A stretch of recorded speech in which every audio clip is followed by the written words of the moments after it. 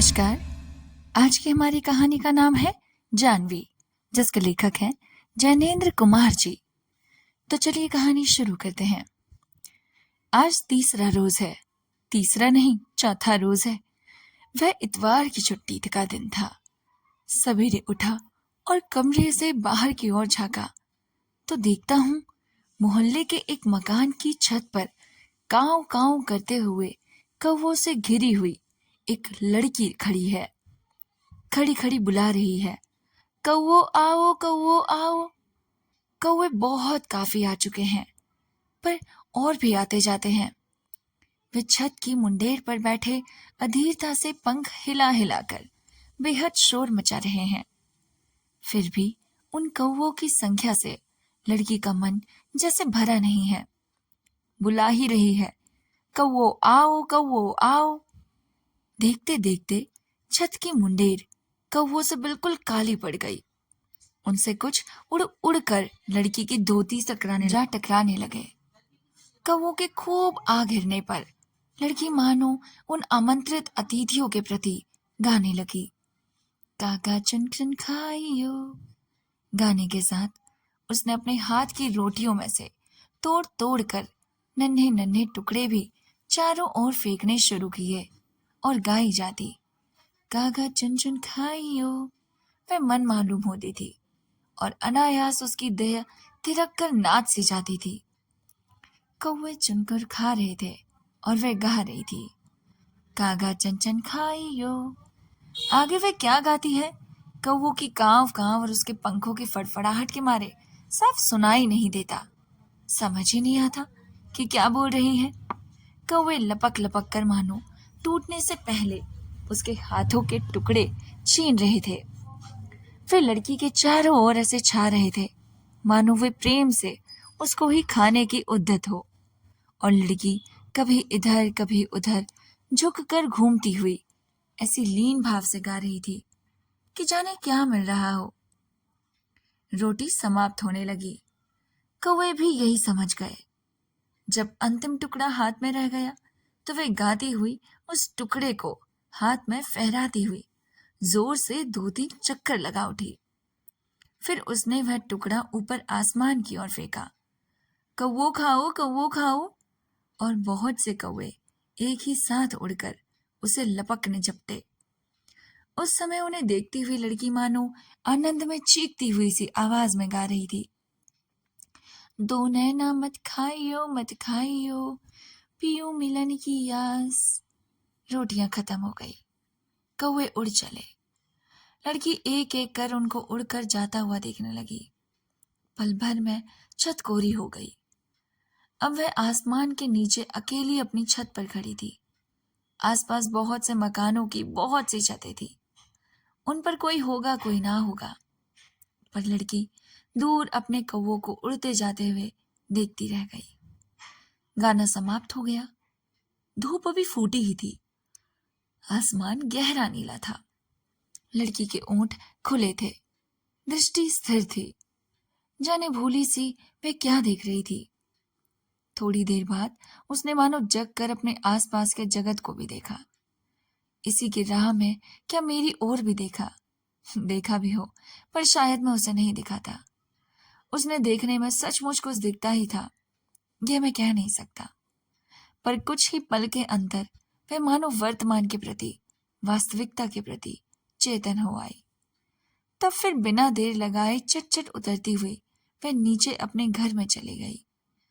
मैं अपनी खिड़की में खड़ा खड़ा चाहने लगा कि मैं भी देखूं कौवे कहाँ कहाँ उड़ रहे हैं, वे कितनी दूर चले गए, क्या वे कहीं दिखते भी हैं।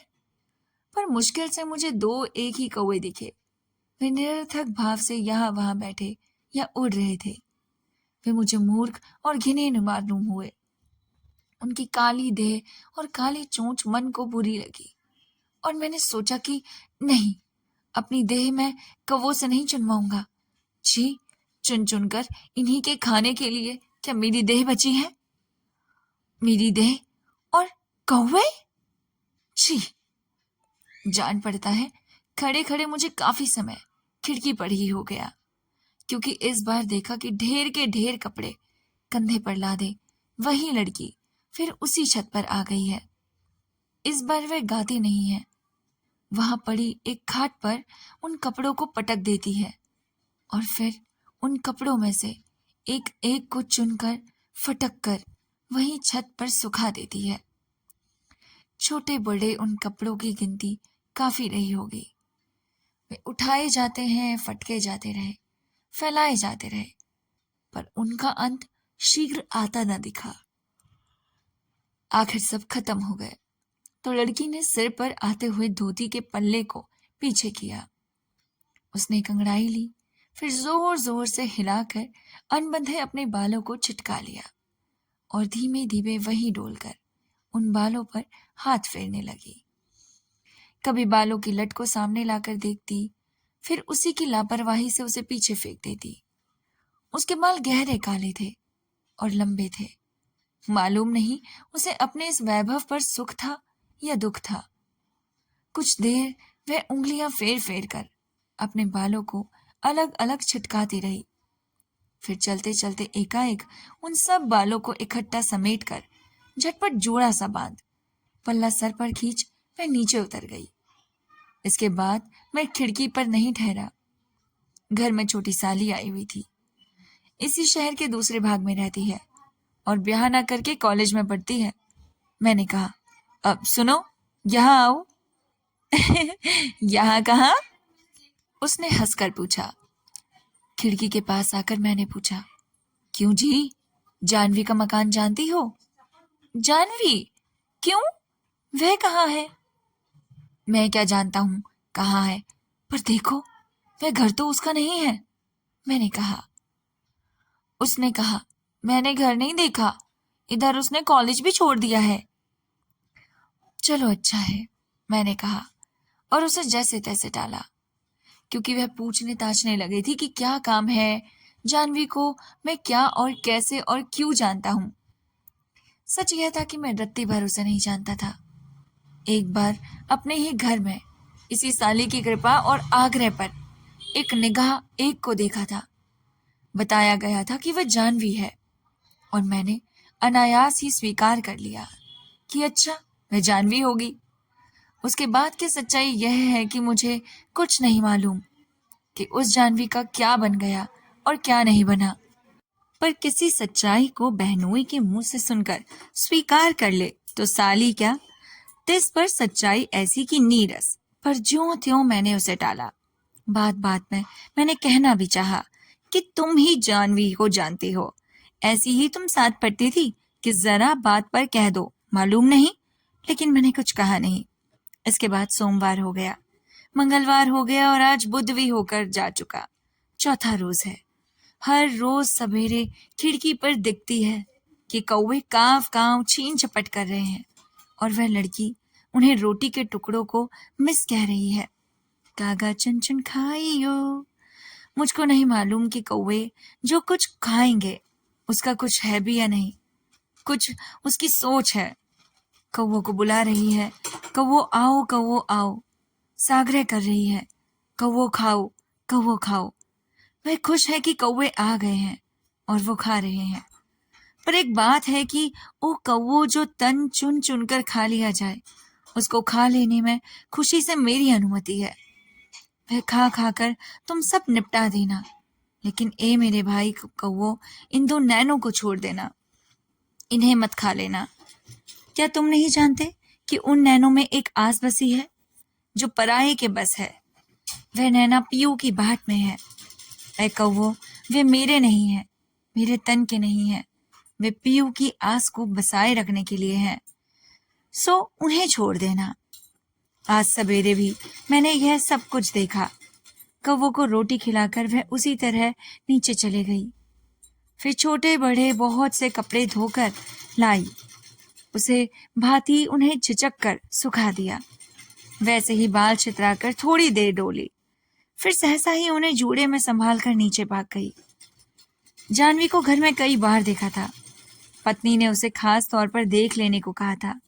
उसके चले जाने पर पूछा था, क्यों, कैसी है?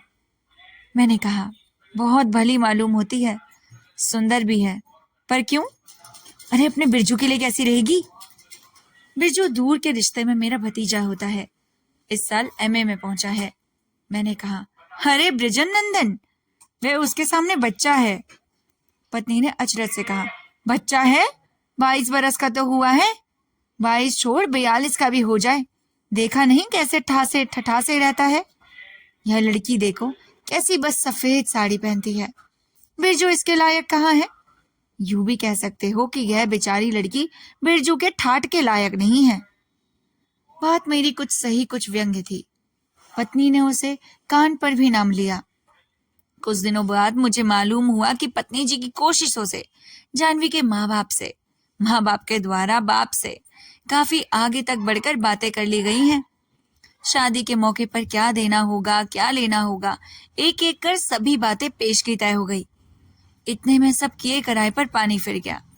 जब बात कुल किनार पर आ गई, तभी हुआ क्या कि हमारे ब्रजनंदन के पास एक पत्र आ पहुंचा। उस पत्र के कारण एकदम सब चौपट हो गया। इस रंग में भंग हो जाने पर हमारी पत्नी जी का मन पहले तो गिरकर चूर चूर सा होता रहा, फिर वह उसी पर बड़ी खुश मालूम होने लगी। मैं तो मानो इन मामलों में अनावश्यक प्राणी हूं। कानों कान मुझे खबर तक ना हुई। जब हुई तो इस तरह। पत्नी एक दिन सामने आ धमकी, बोली, क्या तुमने जानवी के बारे में पहले से क्यों नहीं बतलाया भाई? मैंने कहा, जानवी के बारे में मैंने पहले से क्या नहीं बतलाया? यही कि वह ऐसी है। अरे ऐसी कैसी? अब बनो मत जैसे तुम्हें कुछ मालूम ना हो। अरे यह तो कोई हाई कोर्ट का जज भी नहीं कह सकता कि मुझे कुछ भी मालूम नहीं। लेकिन आखिर जानवी के बारे में मुझे क्या मालूम है, यह तो मालूम हो। श्रीमती जी ने अकृत्रिम खत दिखाया। बिरजू के पास खत आया है, सो तुमने कुछ नहीं सुना? आजकल की लड़कियां बस कुछ ना पूछो। यह तो चला भला हुआ कि मामला खुल गया, नहीं तो। क्या मामला? कहाँ, कैसे खुला? और भीतर से क्या कुछ रहस्य बाहर हो पड़ा? सब जाने बिना मैं निवेदित करता रहा। मैंने कहा, कुछ बात साफ भी तो कहो। उन्होंने कहा, वह लड़की आशनाई में फंसी थी। पढ़ी लिखी सब एक जात की होती है। मैंने कहा, अरे सबकी जात बिरादरी एक हो जाए तो बखेड़ा टले, लेकिन असल बात भी तो बताओ। अरे असल बात जाननी है तो जाकर उसकी महतारी से पूछो। भली समधन बननी चली थी। वह तो मुझे पहले से ही दाल में काला मालूम होता था, पर देखो ना कैसी सीधी भोली बातें करती थी। वह तो देर क्या थी, सब हो ही चुका था। बस लगन मुहूर्त की बात थी। राम राम, भीतर पेट में कैसी कालिक रखे हैं मुझे पता ना था। चलो आखिर परमात्मा ने इज्जत बचा ली। वह लड़की घर में आ जाती तो मेरा मुंह अब दिखाने लायक न रहता। मेरी पत्नी का मुख क्यों किस भांति दिखाने लायक न रहता, उसमें क्या विकृति आ जाती, सो उनकी बातों से समझ ना आया। उनकी बातों में रस कई भांति का मिला, तथ्य ना मिला। कुछ देर के बाद उन बातों से मैंने तथ्य पाने का यत्न ही छोड़ दिया और चुपचाप पाप पुण्य धर्म अधर्म का विवेचन सुनता रहा। पाप लगाने पर मालूम हुआ कि ब्रजमोहन के पास खुद लड़की यानी जानवी का पत्र आया था। पत्र मैंने स्वयं देखा। उस पत्र को देखकर मेरे मन में कल्पना हुई कि अगर वह मेरी लड़की होती तो। मुझे यह अपना सौभाग्य मालूम नहीं होता कि जानवी मेरी लड़की नहीं है। उस पत्र की बात कई बार मन में उठी है और घुमड़ती रह गई। ऐसे समय चित्त का समाधान उड़ गया है और मैं शून्य भाव से हमें जो शून्य चारों ओर से ढके हुए हैं उसकी ओर देखता रह गया हूं। पत्र बड़ा नहीं था, सीधे सादे ढंग से उसमें यह लिखा था, आप जब विवाह के लिए यहाँ पहुंचेंगे तो मुझे प्रस्तुत भी पाएंगे, लेकिन मेरे चित्त की हालत इस समय ठीक नहीं है और विवाह जैसे धार्मिक अनुष्ठान की पात्रता मुझ में नहीं है। एक अनुक्ता आपको विवाह द्वारा मिल जाना चाहिए, वह जीवन संगनी भी हो। वह मैं हूं या हो सकती हूं, इसमें मुझे बहुत संदेह है। फिर भी अगर आप चाहें, आपके माता पिता चाहें, तो प्रस्तुत मैं अवश्य हूं। विवाह में आप मुझे लेंगे और स्वीकार करेंगे तो मैं अपने को दे ही दूंगी और आपके चरणों की धूली माथे से लगाऊंगी। आपकी कृपा मानूंगी, कृतज्ञ होंगी। पर निवेदन है कि यदि आप मुझ पर से अपनी मांग उठा लें, मुझे छोड़ देंगे, तो भी मैं कृतज्ञ होंगी। निर्णय आपके हाथ है, जो चाहे करें। मुझे वृद्धनंदन पर आश्चर्य आकर भी आश्चर्य नहीं होता। उसने दृढ़ता के साथ कह दिया कि मैं यह शादी नहीं करूंगा, लेकिन उन्हें मुझसे अकेले में यह भी कहा कि चाचा जी, मैं और विवाह करूंगा ही नहीं, करूंगा तो उसी से करूंगा। उस पत्र को वह अपने से अलहदा नहीं करता है, और मैं देखता हूं कि उस बृजनंदन का ठाट बाट आप ही कम होता जा रहा है। सादा रहने लगा है, अपने प्रति सस्वर्ग बिल्कुल भी नहीं दिखता। पहले विजेता बनना चाहता था, अब विनयावत दिखता है और आवश्यकता से अधिक बात भी नहीं करता। एक बार प्रदर्शनी में मिल गया तो मैं देखकर हैरत में रह गया। बृजनंदन एकाएक पहचाना भी नहीं जाता। मैंने कहा, बृजनंदन, क्या हाल है? उसने प्रणाम करके कहा, अच्छा है। वह मेरे घर पर भी आया। पत्नी ने उसे खूब प्रेम किया, बहुत बहुत बधाइयां दी कि ऐसी लड़की से शादी होने से चलो भगवान ने समय पर रक्षा कर दी। जानवी नाम की लड़की की एक छिपी हुई बात बिरजू को, चाची को बिल्कुल भी ना पूछो। वह बातें, ओह, कुछ ना पूछो बिरजू भैया, मुंह से भगवान किसी की बुराई ना करवाए। लेकिन फिर कहा, भाई अब बहू के बिना काम कब तक चलावे? तू ही बता।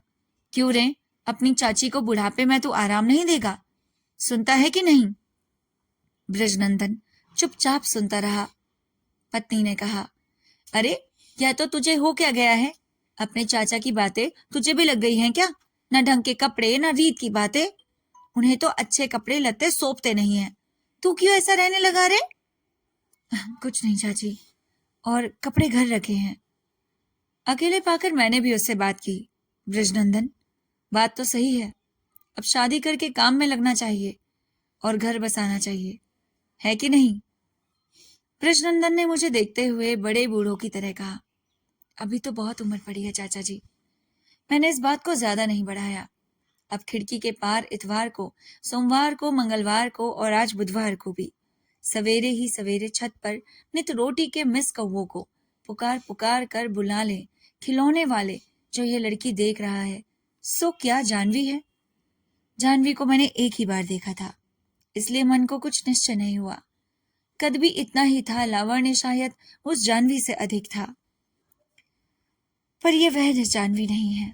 ऐसी दिलासा मैं मन को तलिक भी नहीं दे पाता। सवेरे ही सवेरे मैं इतने सारे कौवे बुला लेती है, खुद दिखते ही नहीं, काले काले कौवे ही दिखते हैं, और वो झटपट चारों ओर ऐसी छीन झपट करने हुए उड़ते हैं, मानो बड़े स्वाद से, बड़े प्रेम से उन कौवों को कौवे भी बड़े शौक से खाते हैं। वह उनसे घिरी हुई कहती है, आओ कौवो आओ। जब वे आ जाती हैं तो गाती है, कागा चुन चुन खाइयो। और जब जाने कहाँ कहाँ के कौवे इकट्ठे के इकट्ठे काऊ काऊ करते हुए चुन चुन कर खाने लगते हैं, और फिर भी खाऊं खाऊं करके उससे भी ज्यादा मांगने लगते हैं, तब वह चीख मचाकर चिल्लाती है, ओरे कागा नहीं, ये दो नैना मत खाइयो, मत खाइयो, पियो मिलन की आस। और ये कहानी यहीं पर ही खत्म हो जाती है। जानवी एक ऐसी लड़की है जो कि बहुत ज्यादा अच्छी है, किसी को पसंद करने लगी थी, लेकिन फिर भी उसने किसी के साथ धोखा नहीं किया। जिससे शादी होने वाली थी उसे बताया भी, लेकिन उसे क्या फल मिला? कमेंट